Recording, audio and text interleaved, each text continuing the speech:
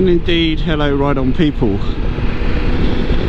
So you join me having just had a great lunch at a spot called Toccoa River Restaurant in Asca. Just slow down through here because there's often young children about. It's kind of touristy kind of area for leaf peepers and people riding canoes and stuff on the river. Beautiful day for it. We're kind of late October here, 72 degrees, sunshine, blue skies. It is Georgia after all.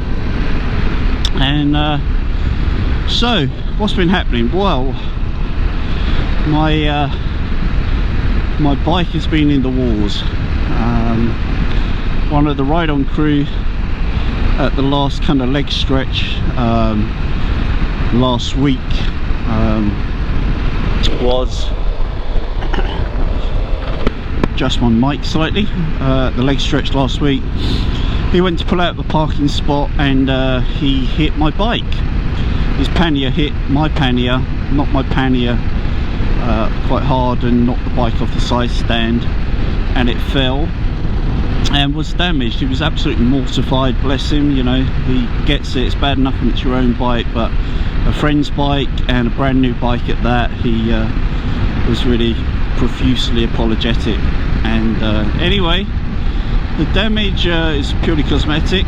It's looking at a pannier, an upper and lower engine protection bar, which did its job in protecting the engine and the bodywork, and also handguard and the fog light. The handguard and fog light is just minor scratches, but you know, you have to replace them, of course, because otherwise it really affects your residual value when you come to sell. So anyway, we'll get that dealt with. Put the screen up if I can.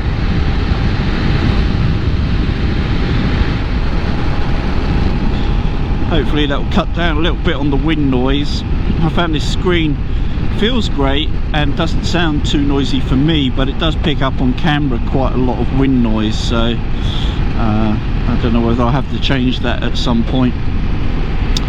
Anywho, you know, these things happen. The main thing is nobody was hurt, nobody's injured, and it's only plastic and metal, right? These things will sort themselves out. It'll all come out in the wash, as my mum used to say. So Darcy and Jeannie's picked up a new K1600B. Haven't seen that yet, but we'll be doing a video on that. It's a great bike. I've ridden the 22 model this year. Really good fun. Steve's due his 9k service on his Multistrada. Eric's on his Rocket 3 today. His Triumph factory custom Rocket 3. Very cool looking bike, that thing. Thank you very much for letting us pass, Mr. Man. And my bike now has done 1200 miles and it's started to feel you know, fully running and loosened up now. No problems at 600 mile service. Doesn't need a service now till 10,000 miles. One of the real advantages of the modern Triumphs is these long service intervals, and the service was very reasonable. It was about half the price of my Ducati Multistrada's first service. I think the first service on that was about 700 and it was about 340 or something for this. And also the parts for the repair were very reasonable as well. We was having coffee with the guys this week, and they all estimated $2,500–3,000 worth of damage, and the actual bill comes to like $1,500 bucks. If I remember, I'll put the prices up on the screen so you can see, but it was actually very reasonable. Not that we have the parts on order yet, all the work's been done, but it really wasn't too bad. I think Triumph are not trying to fleece their customers in terms of the parts or the servicing or indeed the cost of the bikes, and they've got quite, you know, kind of sweet spot going on at the moment. So in terms of the bike itself, I've had zero problems really. When I first got it, I noticed on cold starts first thing in the morning, the starter motor turned over more than I expected. 9 times out of 10 it would start first prod, but it was just a little bit slow to pick up. They did something at the first service, kind of balanced the throttle position sensors, and they got Harry Potter's wand out or whatever, and that seems to have improved a bit. And also I noticed sometimes if I've got my hand on the throttle and I'm opening it slightly, it doesn't start so well on the cold start first thing in the day. Every start after that is tickety-boo, but it's just that very first one. And I think it might be a case of like you're opening the throttle and putting a bit too much fuel through when you're trying to start the bike. So I'm trying to like not even put my hand on the throttle at all for the first cold start and just hit the starter, and that seems to be helping. That seems to be good. No other problems at all with the bike. When it was lying on its side and we picked it up and I rode away, the engine pressure light came on, and I figured it was probably just displacing the fluids that was the problem.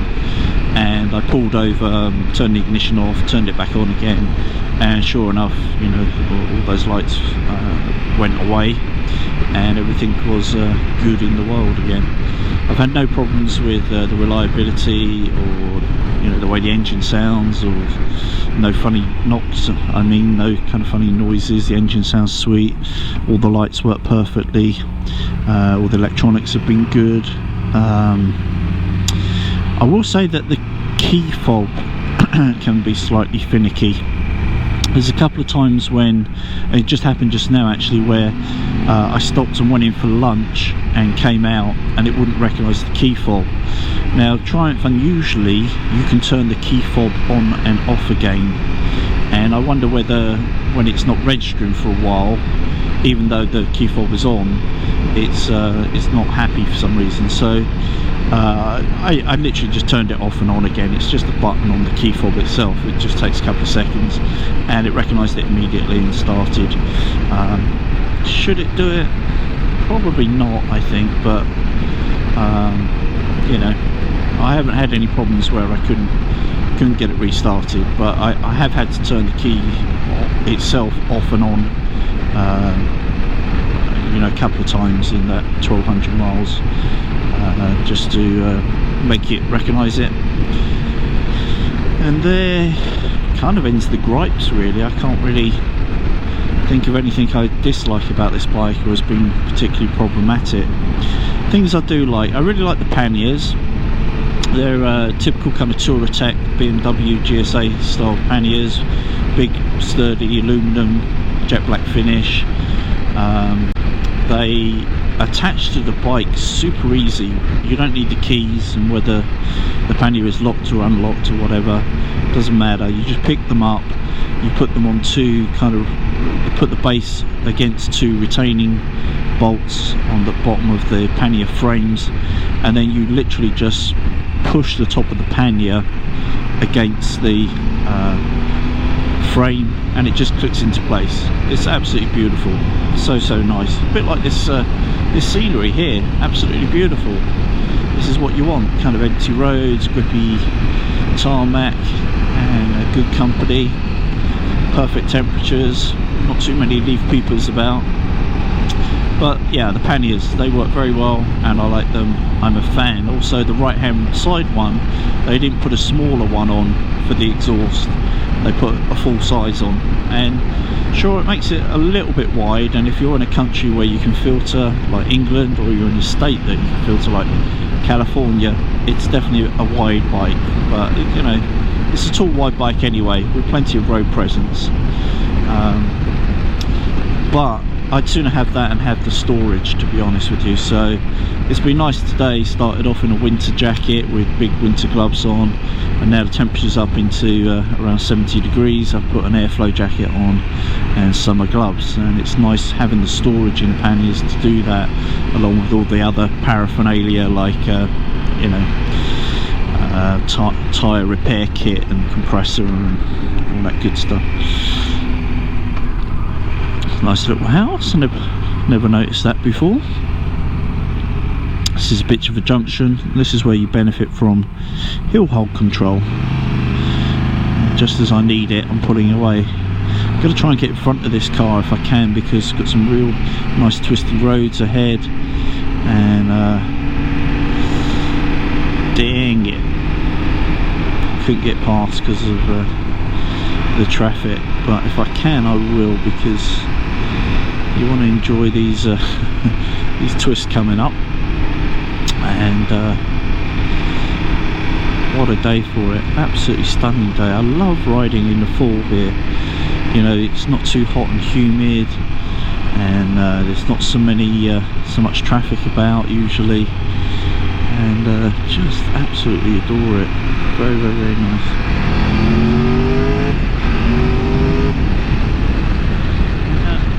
And love the quick shifter on this. That's another amazing pro. Is the pro shifter. The up and down movement is so smooth. Very, very nice. It's probably the best I've ever tried, which seems kind of strange saying that, but the Triumph, just, they've got that sussed, you know. So nice. Brakes are good as well. Brembo Stylema brakes. Tyres seem to work quite well. MkII. I've heard that once you get a couple thousand miles on them, they go horrible, but so far they just handle great, whether it's wet or dry. Also loving the range. Filled up this morning and rode, I don't know, 100 miles or so, and fuel status is 200 miles range remaining. Gotta love that. Do like these clocks as well. They're pretty clear. Got all the right information. Relocated my beeline up here using a bit of Segru, one of my favourite little products. A little kind of it's like chewing gum basically. Sticks anything to anything and then kind of sets hard, fully waterproof, and to put it right in my line of sight, which is nice. Hello, hello, hello, hello, hello, hello. Yeah, not the only people to think that today is a perfect riding day. Out with my homies, we've got Eric on the TFC Rocket 3, we've got Jerry on his GSA, the Bumblebee. We've got Doug on his Monstrada V4S. We've got Douglas Rixonator on his V2S. We have Steve on another multi V4S, and Bill on another multi V4S. Yes, lots of guys I ride with bought the multi V4S. Some of them a little bit swayed perhaps by some of my reviews of it. And in terms of riding, it's a great bike, that Ducati. Ownership's a little bit different. You know, the servicing can be quite expensive, even though the service intervals are far apart, and the dealers can be hit and miss depending on whether you have a good one or not. And the support from Ducati North America is you know, again, a bit hit and miss. Sometimes I've found them to be very supportive, very helpful, and other times they really seem to have quite apathy about their products. Triumph so far been great, must admit. The dealer I bought from, Pandora's in Chattanooga, can't sing their praises enough. Equally, my dealer who looks after me service wise, Triumph Roswell, can't sing their praises high enough. They're good people, and it's a good product. I'm very happy overall. So what's next for the bike? Well, Farkles wise, not much really. I mean, it's got everything I kind of need. It's got the heated seat, very useful this morning, heated grips, it's got easily adjustable screen, it's got blind spot monitoring, you know, shaft drive, 10k service intervals, all that good stuff. Big tank range. I mean, I don't know what I would put on this, because this is already the top of the range Tiger. It's got everything on it, and I think I'm just going to not worry too much about the Farkling side for a change, and just get on it and ride the thing and give you my impressions and feedback as the bike begins to accrue miles, but it's certainly built for miles. It's very, very comfortable, it's very tractable, it's very kind of parallel twinish low down and more triple-ish higher up. It's got a little bit more accessible torque, I would say, than the multi, and it's a little bit smoother than that as well. Some people think it's a little bit vibey, so I think you have to just ride one and make your own mind up, but for me, I find it much smoother than the multi low down, and it's smoother than the GS in the upper rev range, so you make your own mind up. And then off-road seems great actually. Just had to do a gravel road today for about 5 miles, and I could have done it twice as fast very comfortably. It seems to have good off-road chops, this bike. Once you put it in off-road mode, it's very well balanced and rides superbly well.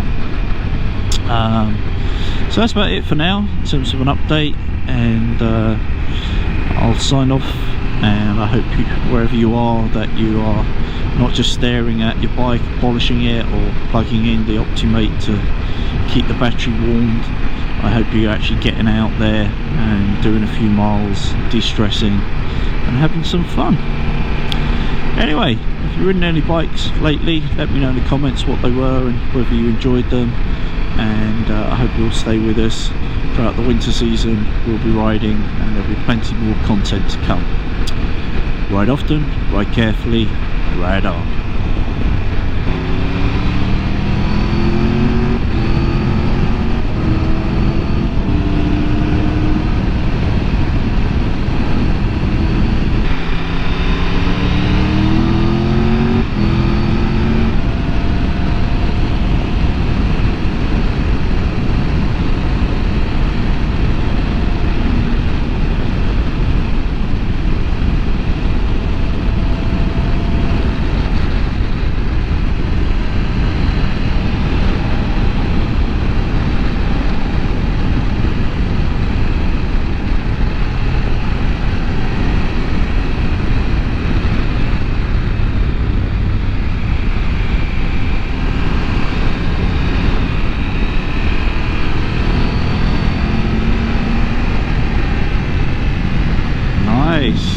Cobra's GT40.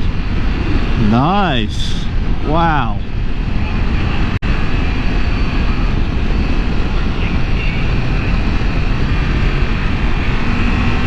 Yeah, that's real.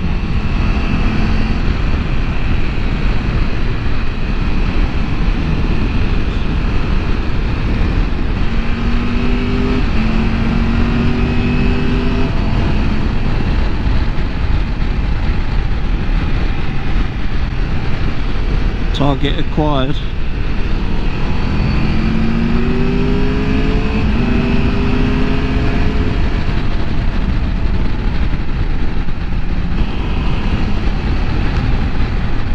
Too hot for him.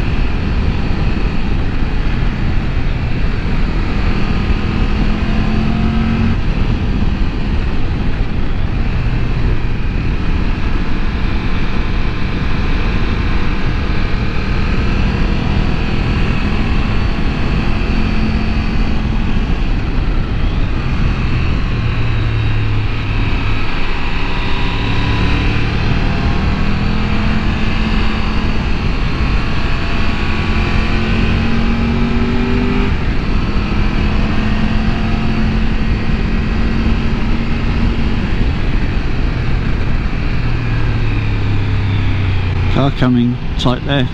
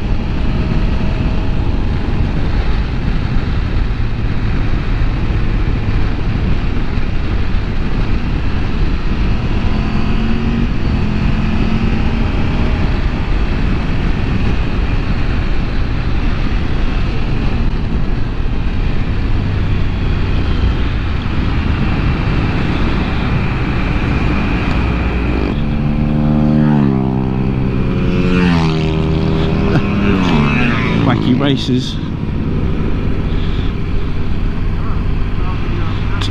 Yeah, the two-stroke.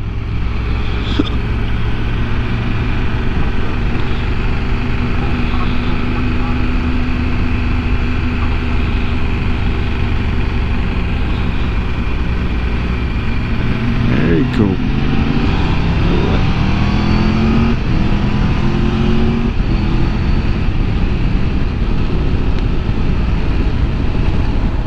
Very cool.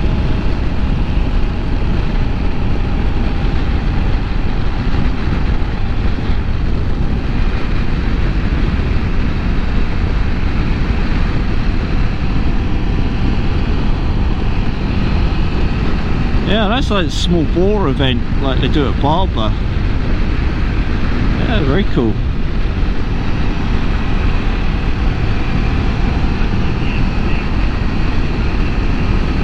Yeah, yeah. I wonder why we didn't know about that. You'd think it'd be advertised somewhere. Was it? Wow, I'm really missing out.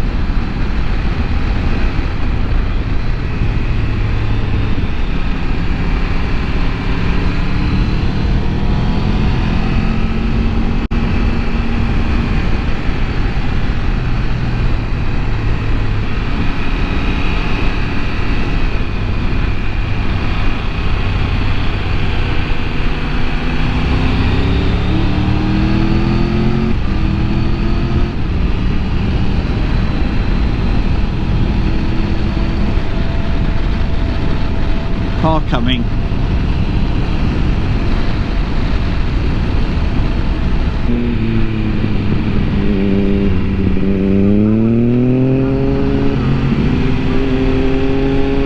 Oh, I think this is a lady here. She needs some training. Just the lines are terrible. You're going to end up on the wrong side of the road.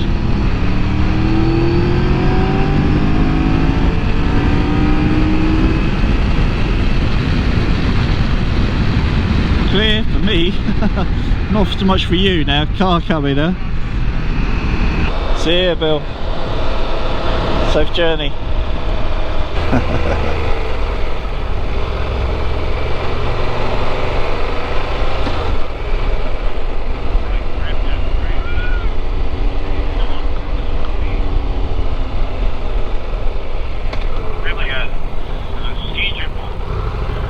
All clear.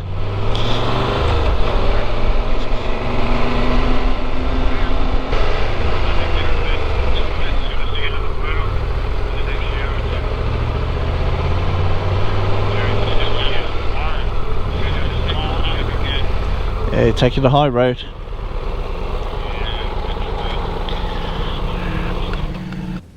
Hey you, if you want to become one of the Ride On people, don't forget to subscribe. Ride often, ride carefully, ride on.